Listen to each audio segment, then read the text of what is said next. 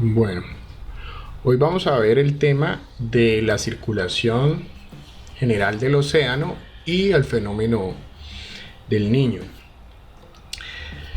Hay que tener en cuenta que el océano pues es, digamos, como lo vemos en este esquema, una cinta transportadora que tiene dos grandes sistemas de circulación, así como nosotros los seres humanos tenemos un sistema circulatorio en el que tenemos un flujo de sangre, digamos, con un cierto porcentaje de sangre más limpia y otro que genera y transporta otro tipo de sangre.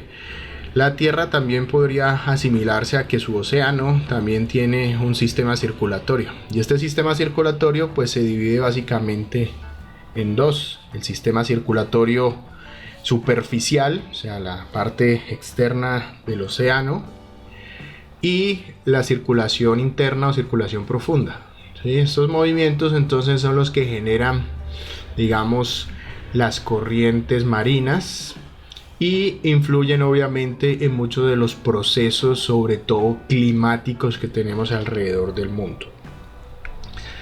Entonces tenemos dos tipos de circulación oceánica: la superficial, que como ya recordamos, generalmente las olas están fuertemente influenciadas por la atmósfera y por el viento, y la circulación profunda generalmente está influenciada por la densidad y también, digamos, por los procesos de los giros de la Tierra.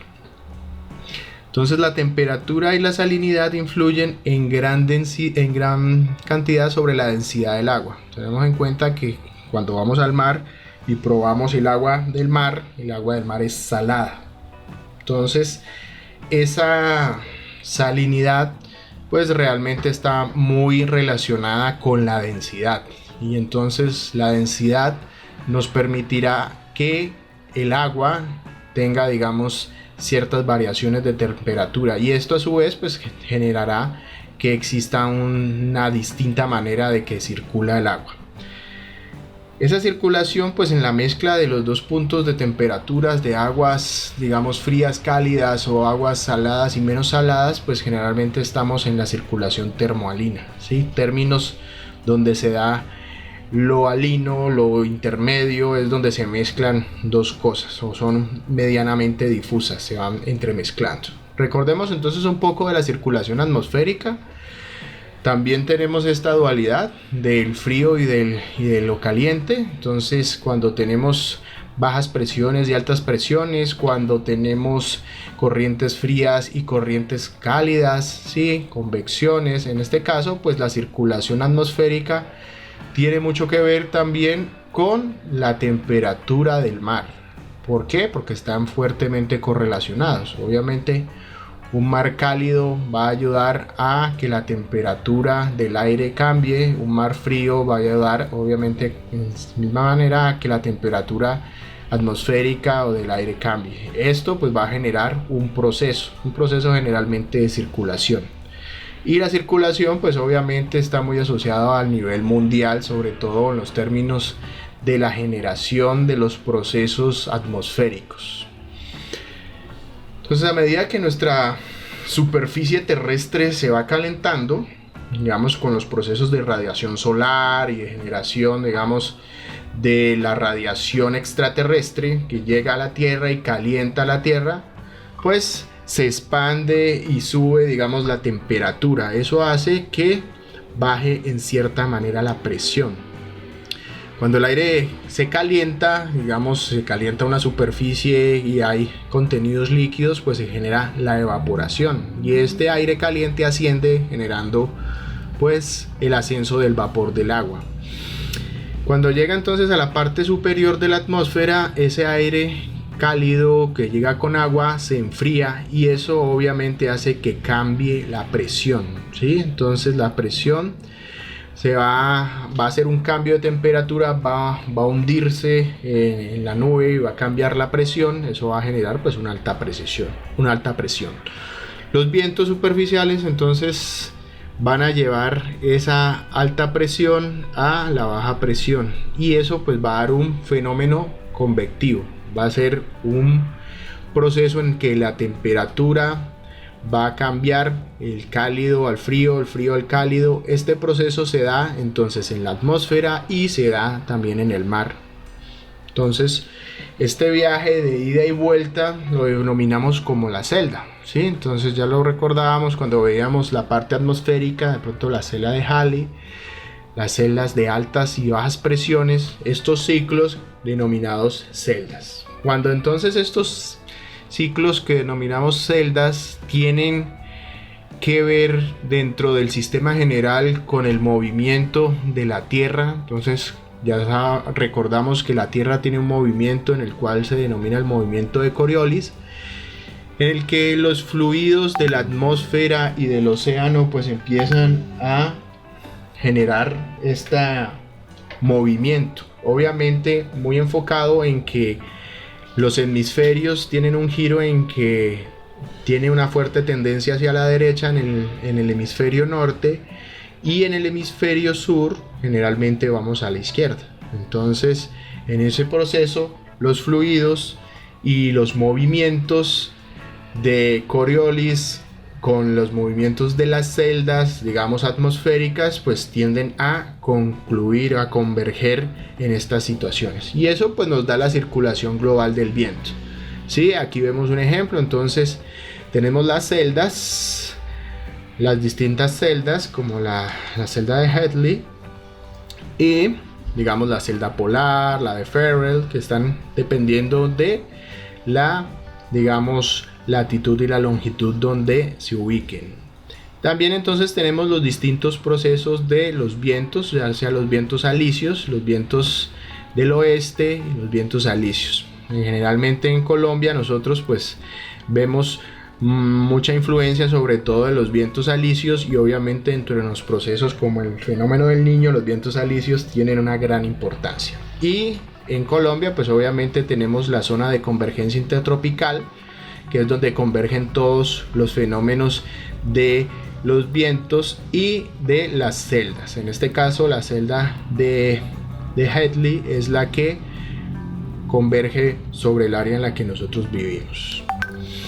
Cuando nosotros manejamos todos estos procesos de la circulación del viento, pues los vientos también generan movimientos, y obviamente ya recordamos que las olas, que es digamos ya el mar como tal, genera un movimiento a partir de los vientos. Entonces los movimientos de los vientos ponen en funcionamiento la superficie del mar, y esa superficie del mar pues es generada a través del movimiento que denominamos olas, ¿sí? Entonces cuando el movimiento se desvía, también le podemos incluir que el efecto Coriolis no solo mueve el viento, sino digamos el efecto atmosférico del viento, sino que también genera movimientos en las masas, en este caso en las masas de agua como los océanos. Entonces obviamente nuestro movimiento se desvía a la derecha o a la izquierda dependiendo en el hemisferio que estemos.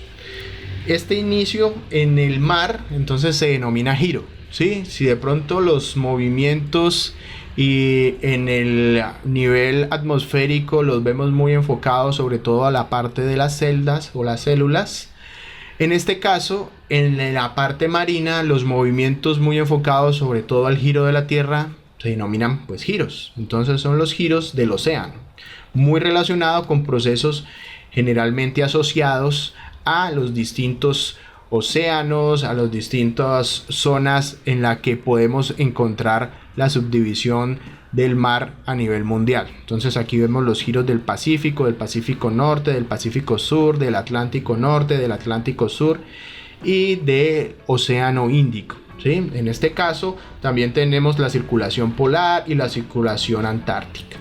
En cierta manera, entonces esta circulación superficial del océano pues tiene que ver con ciertas características, ¿sí? Tenemos entonces 5 grandes giros, los que los acabamos de ver, aunque esos los más importantes, digamos, tenemos las corrientes ecuatoriales y las corrientes árticas y antárticas.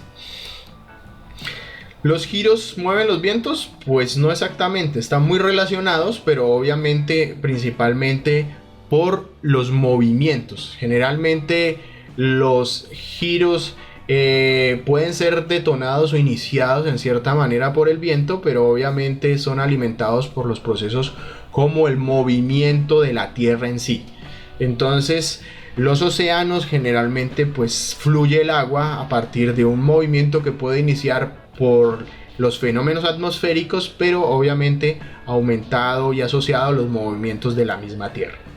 Entonces el agua es, en el término del océano, esa generación de los movimientos, denominamos giros, y estos giros pues tienen una gran variedad y un proceso de importancia dentro de nuestro sistema de circulación. Entonces, como vemos, la circulación superficial, en este caso, aquí vemos el esquema de la circulación antártica, en el cual pues este giro está muy asociado al movimiento obviamente de la Tierra, ¿sí?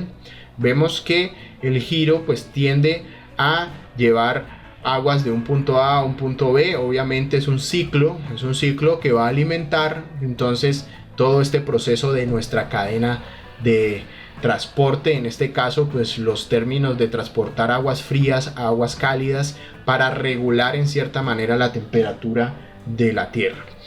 ¿Cómo nosotros verificamos o entendemos que existen este tipo de giros y este tipo de corrientes en cierta manera? Porque utilizamos generalmente boyas. Las más comunes son las boyas fijas, ¿sí? Que miden entonces una velocidad constante y una dirección. Así como en la Tierra, para medir el viento tenemos una estación en la cual se pone un anemómetro, un sistema para poder medir la velocidad y la dirección del viento, generalmente fijos.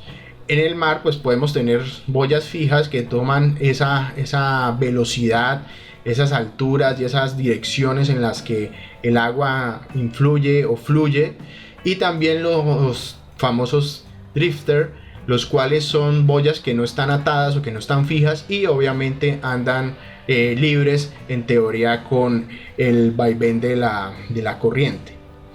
En este caso pues se dan los fenómenos de intercambios de playa muy asociados sobre todo a los procesos de las corrientes superficiales y las corrientes en el océano. Existen algunos eventos que han sucedido en el mundo que nos han ayudado a entender estos fenómenos. Aquí vemos un ejemplo de unos zapatos que hace unos años se desprendieron, digamos, de un container que fue en el año 1990. Se cayeron de un container alrededor de 60.000 zapatos, y esos zapatos se derramaron obviamente en el océano, el container que llevaba un barco, y este barco pues arrojó por, digamos, un proceso casual los zapatos al océano, y los zapatos pues siguieron una ruta.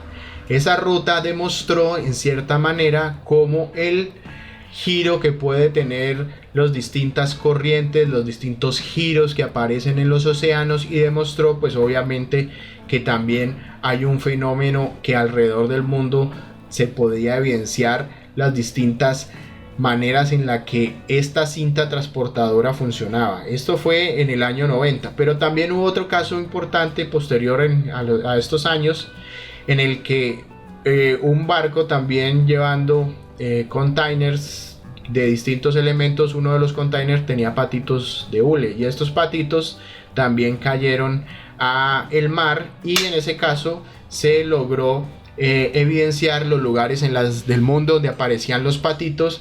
Se empezó a entender también que esas corrientes pues eran muy evidentes y muy claras, porque se pudo rastrear en cierta manera cómo los patitos y los zapatos habían podido aparecer en distintos lugares del mundo. Obviamente se demostró con los giros y con las corrientes oceánicas en este caso. Bueno, aquí hay un video, lo voy a poner en el campus para que puedan ver un poco mejor la historia de cómo fluyeron, digamos, este tipo de elementos. Pero también dentro de estos procesos que encontramos a nivel de la circulación exterior, digamos, del océano, en la parte superficial podemos encontrar uno de los más conocidos, y es estos lugares donde se acumula la basura, ¿sí? Recordemos que uno de los desechos o de los puntos de desechos de la humanidad es el mar. Entonces el mar termina acumulando gran cantidad de miles de cientos de millones de toneladas de desechos. En ese caso, los desechos tienden a acumularse en zonas principalmente del Océano Pacífico. También les dejo un video para que puedan ver un poco mejor en detalle esta historia. ¿Qué nos muestra esto? Entonces, que la superficie del océano tiene unas corrientes, tiene un sistema de transporte que va de lugares A a puntos B y generalmente está asociado también a los giros de los procesos de la Tierra. En este caso, pues las islas de basura estas que encontramos, que ya tienen tamaños de cientos de miles de kilómetros, pues son procesos que desde el punto de vista del cambio climático y de la contaminación pues nos van a traer efectos más adelante mucho más graves de los que tenemos actualmente. Pues tenemos mucha contaminación dentro de las cadenas tróficas, los animales comen plástico, ese plástico entra, digamos, a toda la cadena alimenticia y obviamente esto va a derivar en muchos procesos, sobre todo de daño hacia las especies como cáncer, envenenamiento, etc. Lo veremos más adelante en cambio climático. Entonces también vemos que cuando ha habido los recientes tsunamis, la basura, todo lo que se arrastra, porque obviamente el mar llega, choca contra la costa y termina arrastrando una gran cantidad de basura. En ese caso, o pues digamos cantidad de elementos que puede llevar. En ese caso, aquí ya se ha empezado a entender que también los giros, la cadena transportadora de las corrientes superficiales nos demuestran que todo esto va a estar conectado. Entonces, en este caso, en Japón, los desechos pueden cruzar todo el Océano Pacífico y llegar, en este caso, alrededor de 2 años después a digamos las costas americanas. Y en estos estudios se ha podido demostrar que las corrientes superficiales de un lugar como Japón pues están directamente conectadas y relacionadas con las corrientes superficiales del Pacífico al otro lado. Cuando nosotros tenemos entonces estas corrientes superficiales, tenemos en cuenta que son muy relacionadas con el viento y que también resultan de la interacción con la fuerza de Coriolis asociada a los giros. En ese caso, pues nuestras corrientes tienen una velocidad que puede alcanzar alrededor de, digamos, de cientos de metros o hasta kilómetros, y también puede tener, digamos, unas ciertas alturas. En ese caso, pues la idea de los elementos de la circulación oceánica pues tienen que ver con que podemos transportar de manera superficial en el océano, vamos a tener una dirección, vamos a tener un flujo y ese flujo va a tener más o menos siempre unas tendencias. Eso nos dará las corrientes superficiales. Pero también tenemos movimientos dentro del océano en ya más profundo, en el cual pues tenemos la circulación del océano profundo. En este caso pues es el complemento de nuestra cinta transportadora. Entonces aquí tenemos la circulación superficial, pero debajo de la superficial tenemos la circulación profunda que está directamente relacionada. En ese caso pues la atmósfera y el océano se complementan, son un elemento que alimenta uno al otro, y obviamente el elemento de las corrientes superficiales también se complementa con las corrientes profundas, porque es un ciclo, es básicamente una cinta transportadora en la que se transporta, digamos energía. La energía se representa principalmente en las transferencias de calor, ¿sí? Entonces términos cálidos y fríos pues son básicamente transferencias de energía.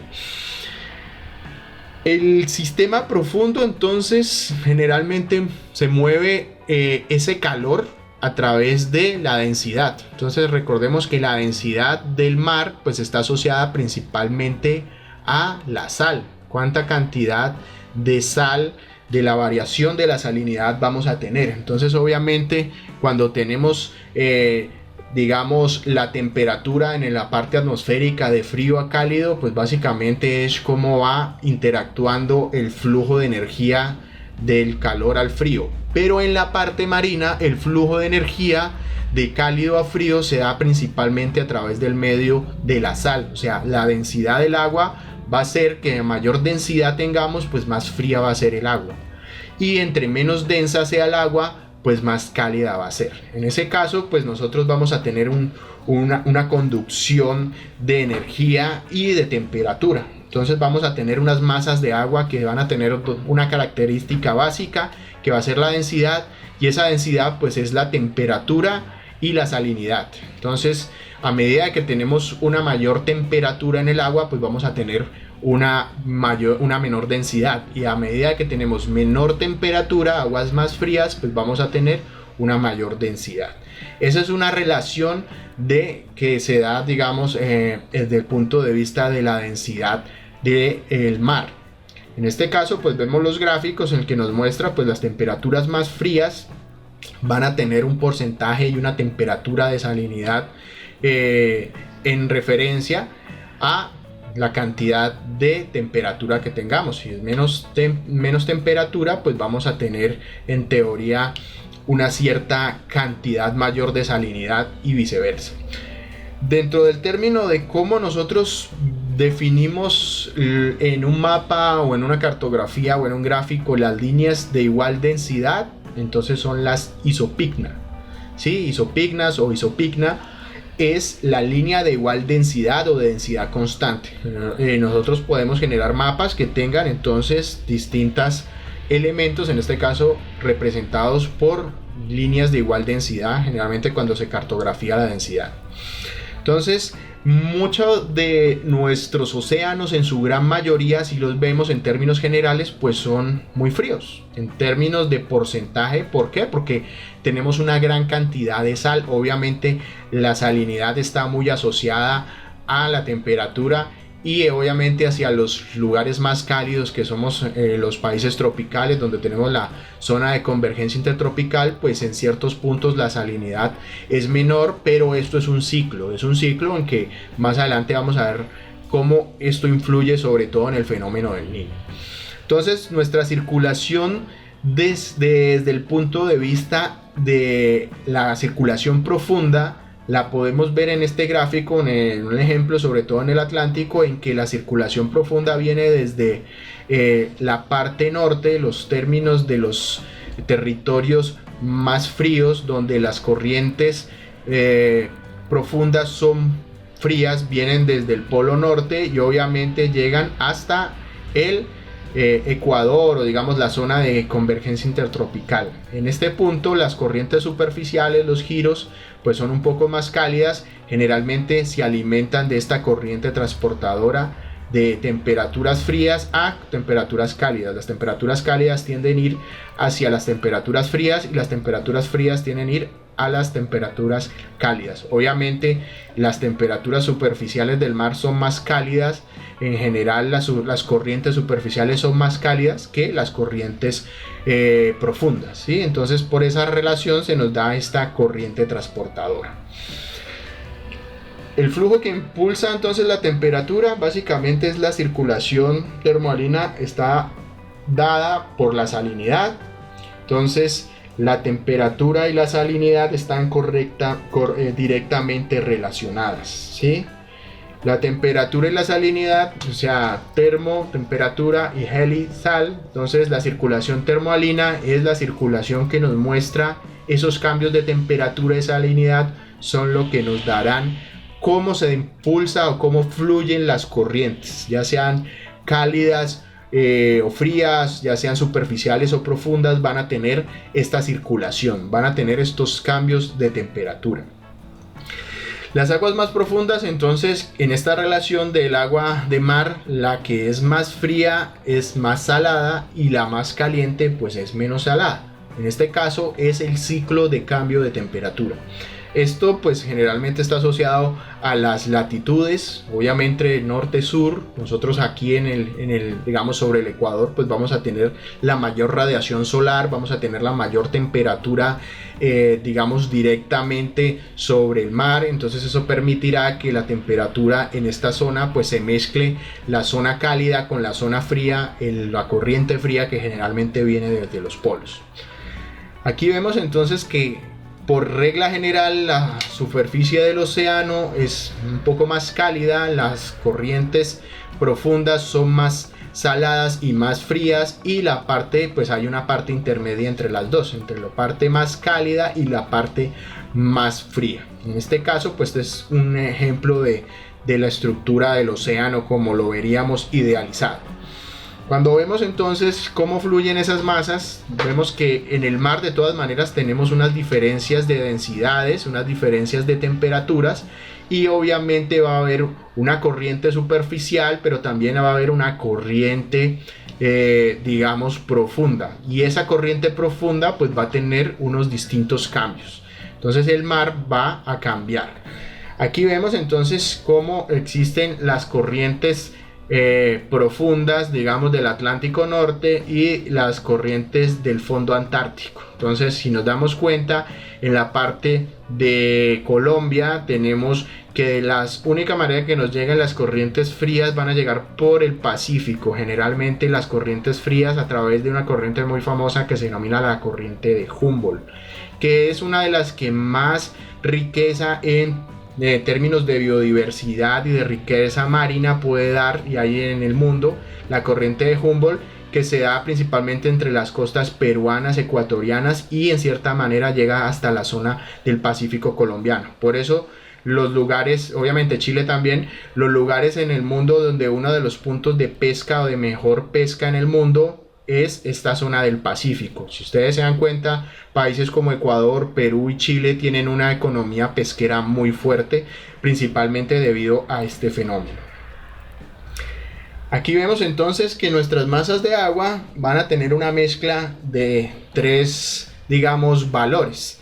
En términos de oceanografía y de, digamos, estudios marinos, existe una herramienta que se llama la CTD, que no es más que los términos de mediciones científicas con un sensor que utiliza la conductividad, la temperatura y la profundidad. Obviamente CTD es el término en inglés para estos tres elementos.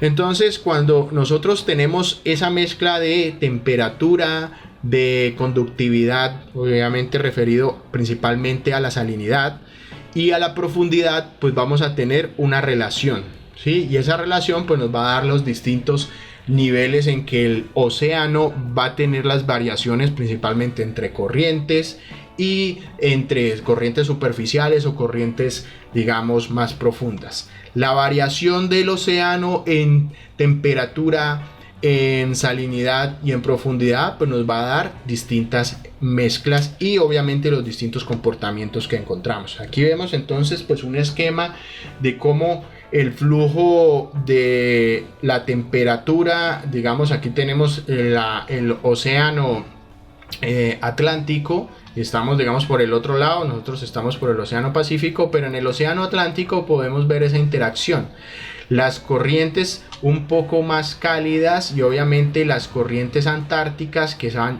por debajo de la cuenca oceánica, ¿sí? En cierto punto hay lugares donde se mezclan, pero entonces tenemos unas corrientes antárticas que van muy profundas, obviamente las más frías. Este flujo va a ser, digamos, un poco más extremo. Generalmente las mayores profundidades del océano pues sigue habiendo esa conjunción de las corrientes más frías. A medida de que vamos aumentando, vamos fluyendo, pues va a darse una mezcla, una termalina de esas distintas corrientes. En este caso pues la corriente subpolar es un poco más cálida que la corriente antártica y obviamente una va, digamos, más profundo que la otra. Y obviamente las corrientes más cálidas que de pronto encontramos hacia el Golfo de México pueden tender a hacer este intercambio. Por eso cuando nosotros a nivel de la zona de convergencia intertropical no solo se dan los fenómenos atmosféricos, también puede desarrollarse un huracán, en principio cuando se dan estas interacciones, sobre todo de los cambios de temperatura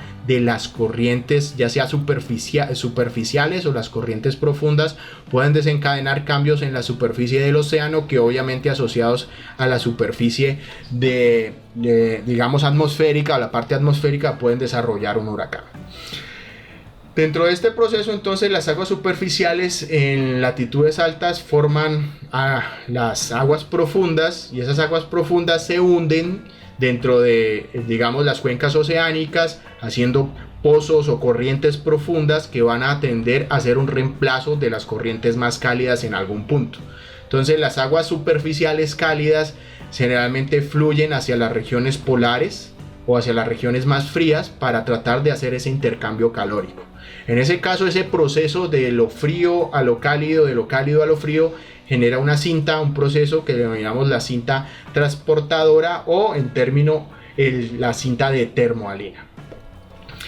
Aquí vemos un ejemplo, entonces, ya el resumen de cómo se ve la corriente superficial, sobre todo de la parte atlántica, con la corriente profunda de la zona atlántica. Vemos entonces que hay un punto en que la corriente se entierra, digamos, en el océano profundo. En este caso, cuando el agua caliente o más cálida llega, digamos, a las zonas de Groenlandia, de la parte del Polo Norte, y se hunde dentro del océano profundo. Al ser muy fría, pues va por la parte más profunda del océano, se alimenta del mismo frío del polo sur, y en algún punto vuelve a emerger, digamos, ya cuando se calienta y se sigue calentando. Ese proceso pues va a terminar llevando todas las corrientes superficiales cálidas y volverá a seguir el mismo proceso. Otra vez se hundirá y así sucesivamente. En este caso, las corrientes transportadoras de energía, la corriente superficial, la corriente profunda, pues terminará regulando el clima. Entonces, un cambio climático, los fenómenos en algún momento se llega a cambiar la manera de las densidades o las corrientes superficiales o las corrientes profundas. Esto causará que pueda haber un deshielo, una aceleración más del hielo, etcétera, etcétera. Puede generarse una época de edad de hielo, o lo mismo, a lo contrario, puede generarse un fenómeno de cambio climático.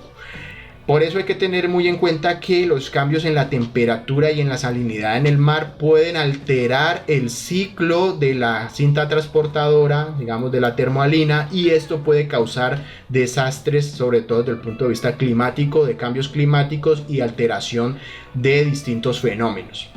Dentro de estos procesos en los que el fenómeno atmosférico se ve relacionado con el fenómeno, digamos, marino, el más conocido y que, digamos, hemos vivido nosotros y vivimos, es el fenómeno del Niño. Entonces el Niño pues enfatiza que el océano y la atmósfera tienen una relación de acople, ¿sí? Como lo decíamos, lo digo en muchas de mis clases, el planeta es un sistema vivo y todo está interconectado. En este caso, la temperatura, el clima, el agua, la circulación atmosférica están acoplados. Unos dependen del otro y viceversa, se regulan y se complementan.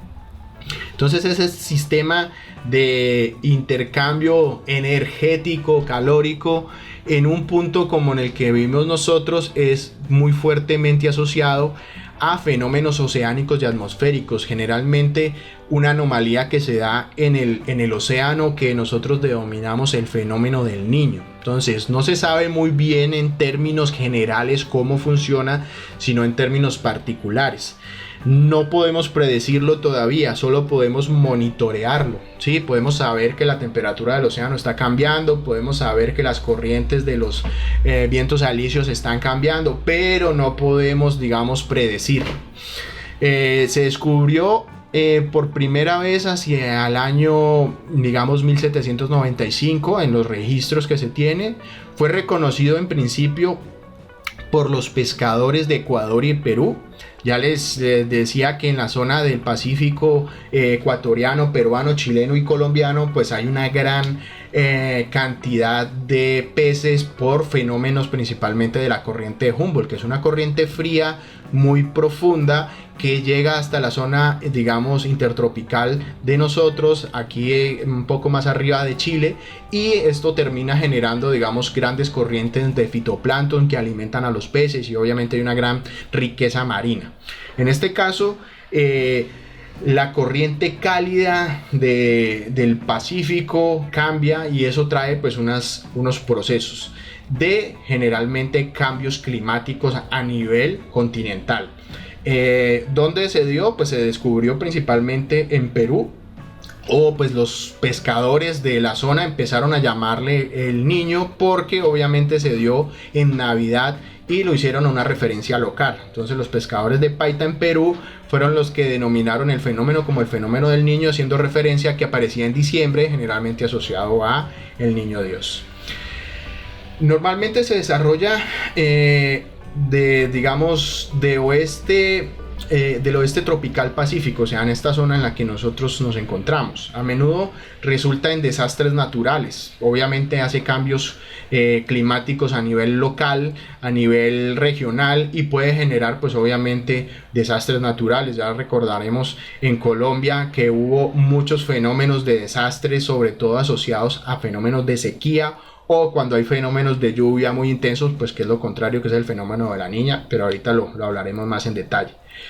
No se sabe muy bien cuándo ocurre generalmente de 2 a 10 años, así que ya vemos que tiene un margen de trabajo, de desarrollarse muy grande. Aquí vemos la lista de los elementos de cuando se desarrolló, los que han sido más severos y que recordamos. Inclusive hay uno muy importante que fue el fenómeno del niño del 97 y del 98, que particularmente a Colombia lo tomó de sorpresa y fue muy fuerte. De pronto algunos podrán recordar, si son mayores, en esta época en Colombia hubo un racionamiento de energía, y ese racionamiento de energía se debió principalmente al niño.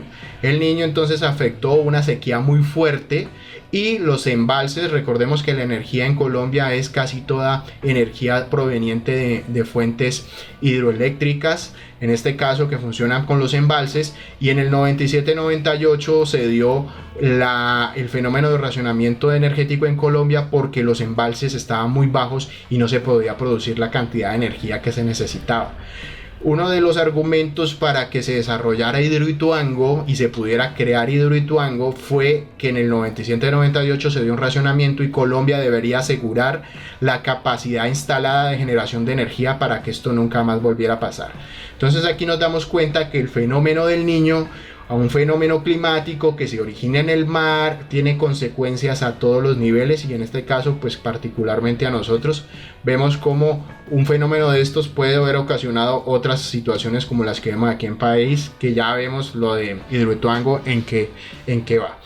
En este caso pues vemos que el fenómeno del niño, obviamente desde que nosotros tenemos registros más o menos desde los últimos 100 años, contemos de que en 1900 en adelante, o sea hasta la actualidad, pero obviamente los registros anteriores se cree que el fenómeno del niño pues ha sido uno de los fenómenos que ha sido recurrente. De los más fuertes, y quizá el más fuerte y que más recordamos, es el del año 97, que aquí lo vemos en esta estadística, ¿sí? Ese caso pues lo podemos volver a ver aquí en este gráfico, donde el niño y la niña pues tienden a venir, a ir y venir, pero hubo un espacio, si vemos el gap de aquí, es muy fuerte. El fenómeno del niño quizá más recordado en Colombia y en Latinoamérica fue el del año 97, entonces esto pues nos causó grandes problemas. ¿De qué se trata el niño? Entonces básicamente nosotros tenemos las corrientes marinas, generalmente la temperatura superficial del mar, tenemos una corriente cálida que está aquí entre Colombia, Perú y Ecuador. Esa corriente cálida tiende a irse desplazándose hacia Australia, digamos hacia toda la zona australiana, llevando las corrientes cálidas a desplazarse a este lugar. Normalmente pues ese sería el fenómeno, ¿no? Entonces el agua caliente del sur, de Sudamérica, se desplaza hacia el Pacífico, o sea Australia.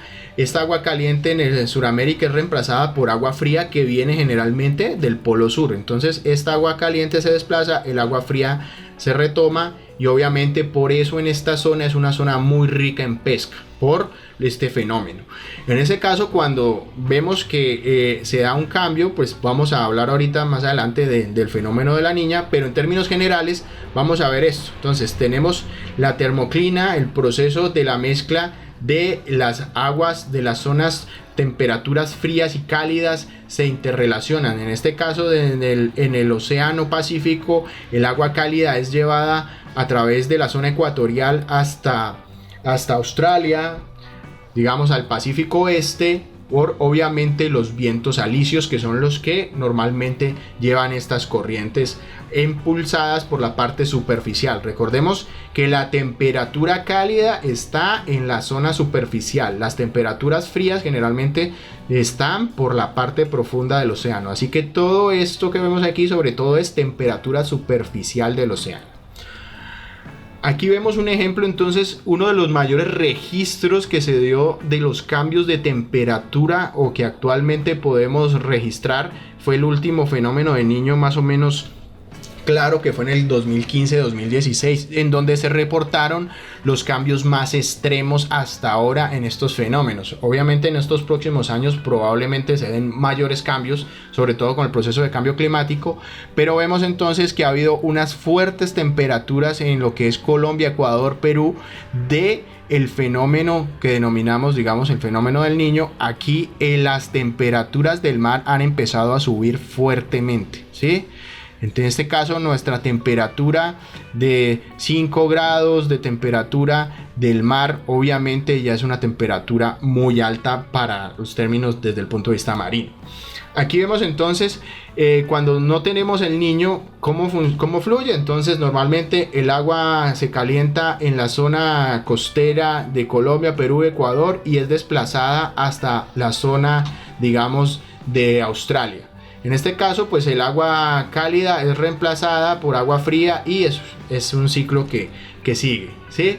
Tenemos entonces zonas de altas y bajas presiones, digamos desde el punto de vista atmosférico. Entonces la corriente de los vientos alisios sigue fluyendo normalmente en este ciclo que tenemos aquí. Aquí vemos entonces los dos ciclos de la corriente marina, el agua fría que lleva el agua cálida y esta agua cálida que llega hasta el continente, digamos, australiano.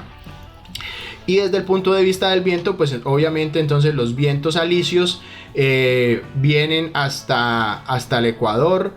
La zona de convergencia intertropical hace que el mar, recordemos que como estas son zonas superficiales, son corrientes superficiales, son impulsadas por el viento, entonces el viento hace que esto vuelva y lleve las aguas calientes hasta Australia. Entonces este es el ciclo normal, ¿sí? Altas presiones, bajas presiones, dirección del viento, corriente superficial que lleva las aguas cálidas hasta Australia, ¿sí?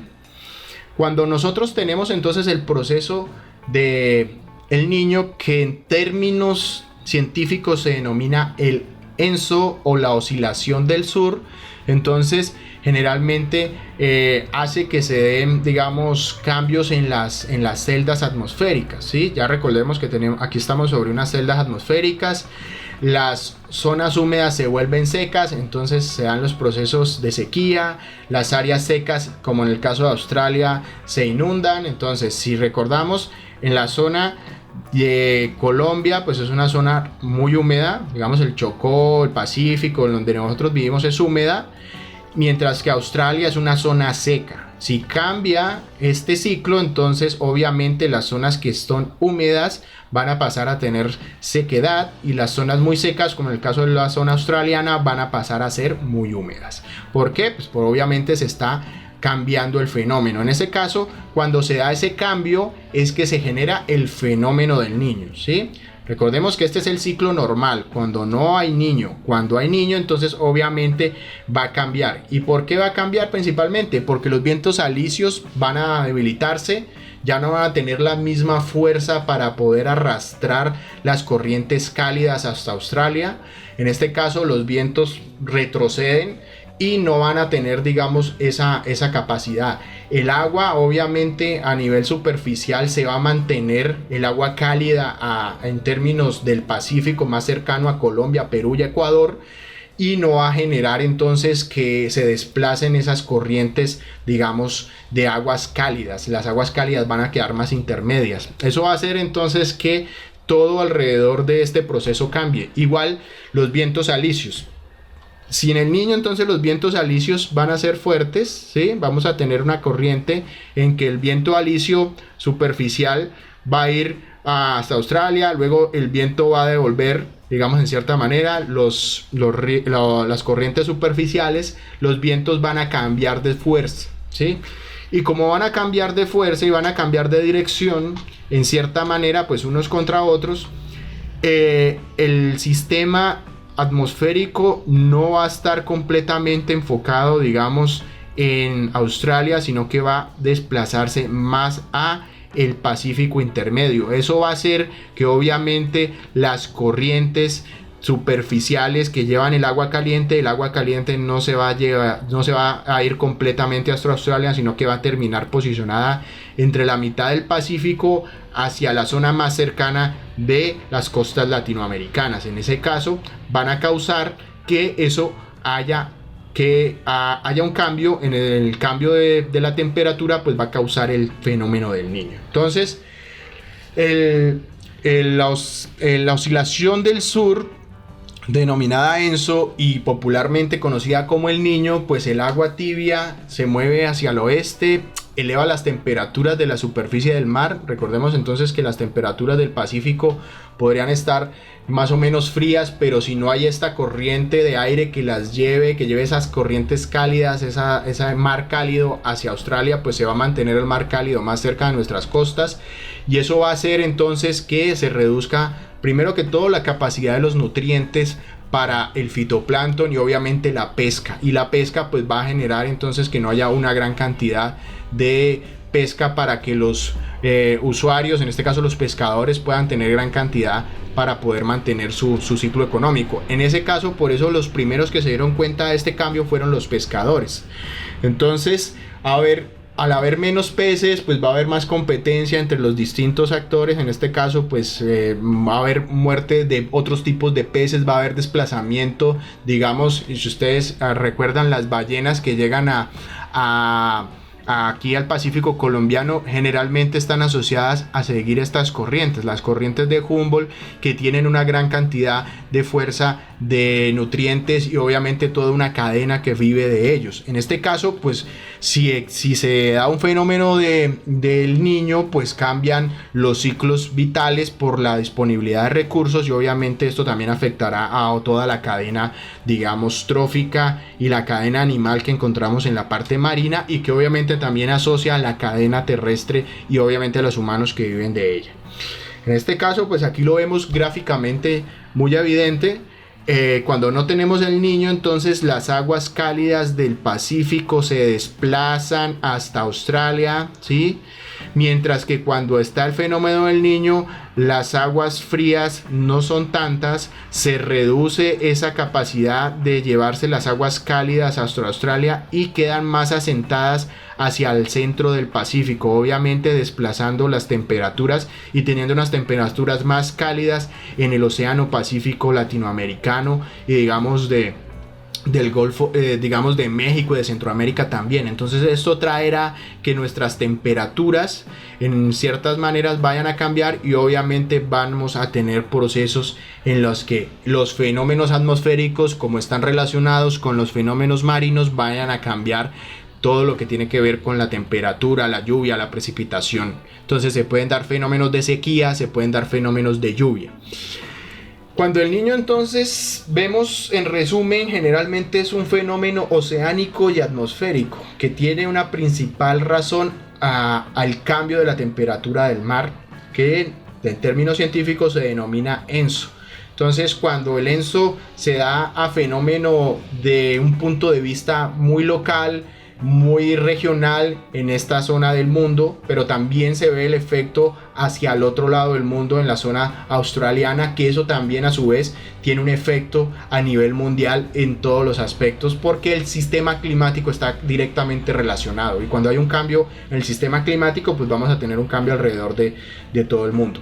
En este caso, ¿cómo se rastrea hoy? Pues se hacen mediciones con las boyas en el mar, se hacen mediciones con satélite, con información satelital y modelos de predicción con computadora, ¿sí? Entonces los sistemas de información geográfica son uno de esos elementos que nos sirven para hacer modelamientos y predicciones. Obviamente pues se tienen un sistema de medición desde el punto de vista de todos los elementos que podemos tener dentro del mar.